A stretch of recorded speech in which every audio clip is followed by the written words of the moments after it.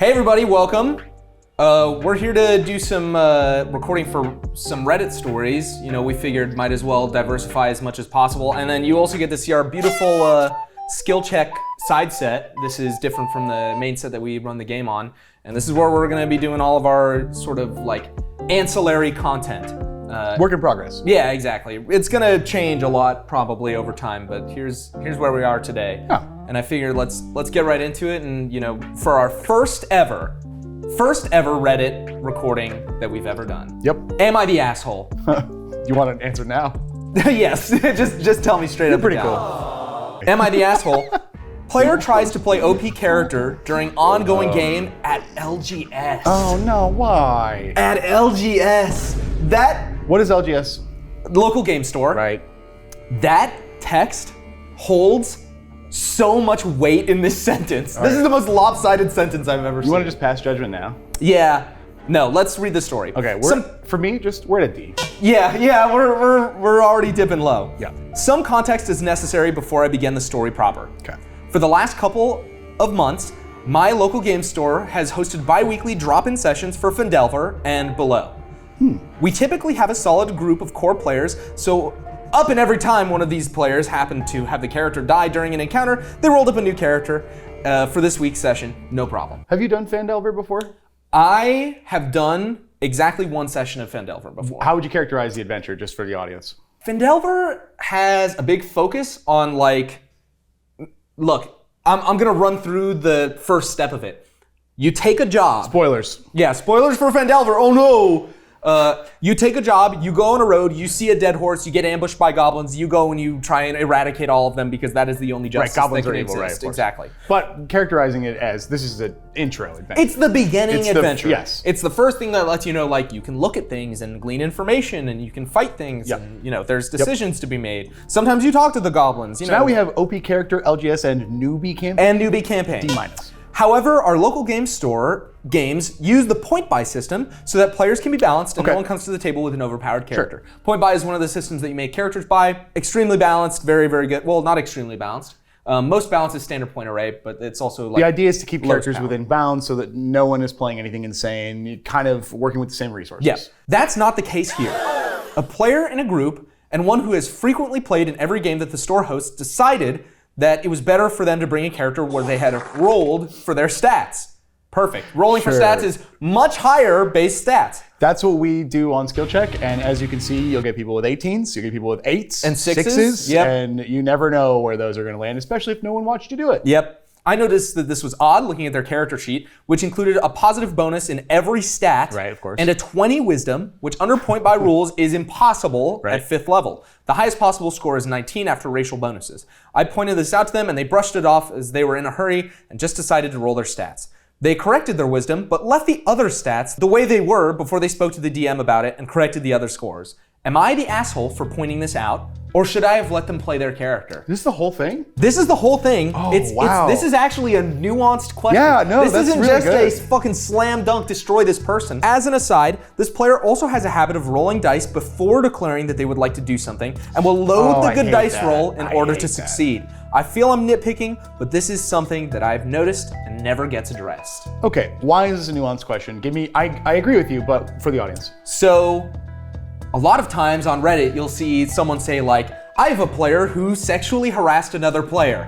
What do I do? And it's like, kick them out of the group. Right. Play a different game. This one is nuanced in that the difference between a rolled character and a point buy character is stark enough that you will outshine the other characters. It can be. It can be, because it's all statistic. Random. Yep. But maybe it's not that big of a deal?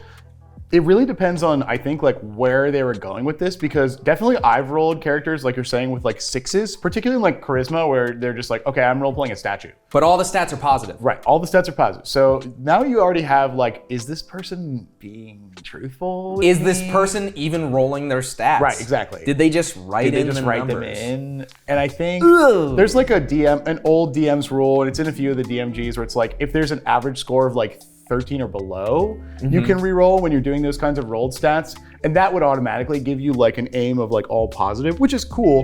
But at the same time, it doesn't sound like that's what we're talking about if they're a caster with a 20 wisdom, right? And especially because it's literally not possible.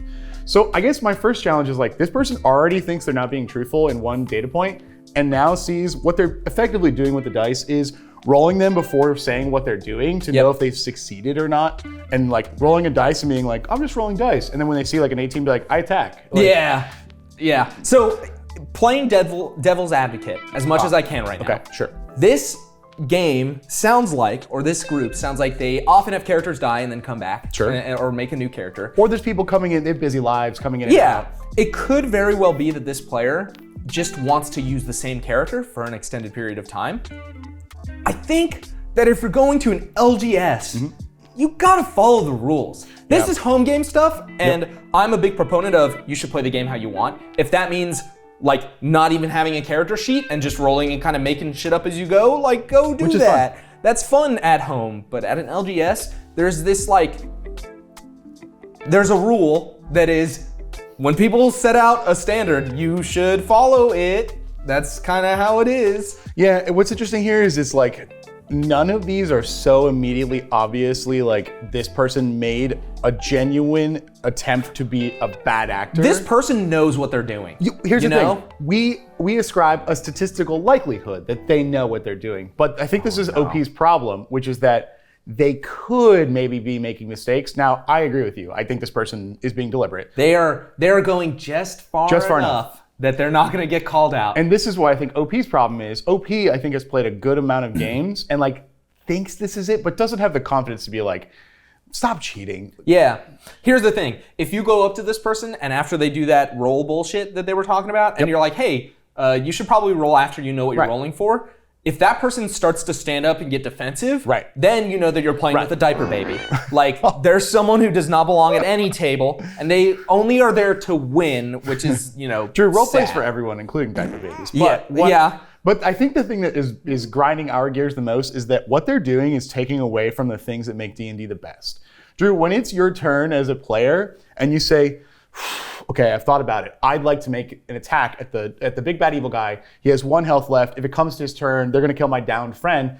You have the spotlight, and it's your right as a player to do that, but it's also the table's right to be there with you in that moment and experience it. And if this person is just rolling the dice because they've calculated out their whole turn already, even if it's not malicious, you're just taking a lot of the shine away from those moments. Yeah. And like, that sucks. It's such a bummer. Right. And like, working with what you have is one of the coolest things about D&D. And it's sad that this person is just like, I must be an anime protagonist. Like, they aren't allowing themselves to go through that.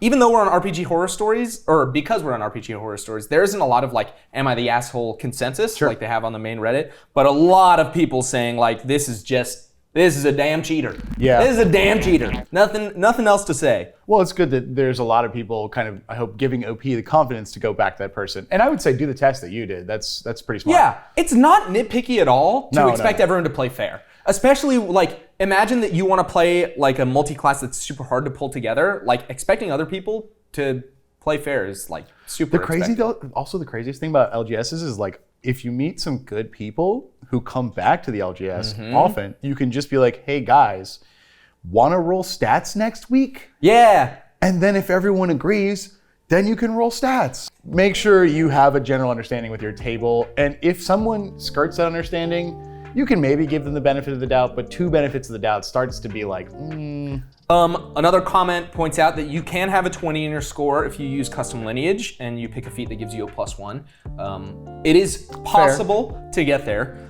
Whether that means that that's fair or fun for everyone at the table is a different thing. And if you're playing at an LGS, the likelihood that you're gonna be using optional rules like custom lineage is not the highest, I would say. Right, that's true. Interesting stuff. Well, especially because early in the story, we already know that OP confronted them about the 20 and they said, oopsie. Yeah, so this guy is cheating a lot. He cheated on his character as experienced sheet. Dungeon Masters, He's cheating on his character sheet. He's basically just rolling the dice and just picking whatever number. Like 18 plus mod is the classic cheater number of just like, I roll a 20, I roll a 19, I roll a 21, and it's like, okay. Let me bring it back to skill check for a second. We sat with all of our players in a room and we described point buy, and we described rolling dice. And we sat there and watched as everyone rolled dice, and the insane stats that we had, the highs and the low, all happened in front of us, the DMs, right? Yep. It's not like this player who just showed up with his character sheet. Like, yeah, you will see a lot of 18s and all that on our scores because we were there and we saw them and we're okay. We okayed it. Yeah, we want to run an insane action anime cartoony game, and that's cool. And we built the game with that in mind. Really pushing the other players aside to grab more spotlight time is just not fun for anyone. I mean, if I'm dungeon mastering for this person and I know that they're rolling their dice before making their call, I'm just gonna stop rolling dice in front of this person. I'm just gonna be like, that hits, that misses. Like, I mean, obviously first I'm gonna talk to them. I'm gonna say, don't do that, haha. But the funny answer is to just say like if you're expected to say, I can do whatever I want with my stats and whatever I want with my dice and get to play, then I'm gonna say, you guys are fighting Tiamat and everybody else is dealing damage except your character never hits some reason. And like, it's so weird. It's interesting you say that. So that's super toxic, by the way. You should never actually do that. Yeah, Drew's not mad with power. I'm saying that on the flip side, if a dungeon master is doing that to you, that's like the same thing. It's so unbelievably like power hungry. Yeah, and interestingly enough, I think I've been in a scenario like this where I was concerned that a player was doing it. In my case, it was genuine, they were new. I play with a lot of newer players. Yeah. One thing I advise as a DM when you're in this scenario, just to see if this is what's happening, if they're new or they're like trying to experience things, is when they're about to do a check, force them to do something else they were not expecting. So if they're in combat, right, let's just say they are fighting a mid-level boss, it has a legendary action or two, maybe it's like throwing a splash potion. Yep. When they say, oh, I've attacked, it's an 18, and you say, oh, actually you owe me a dexterity saving throw. Yeah. All of a sudden, like, you can tell whether, like, how invested they are in this, like, line and, like, whether they've gotten all the way to the end.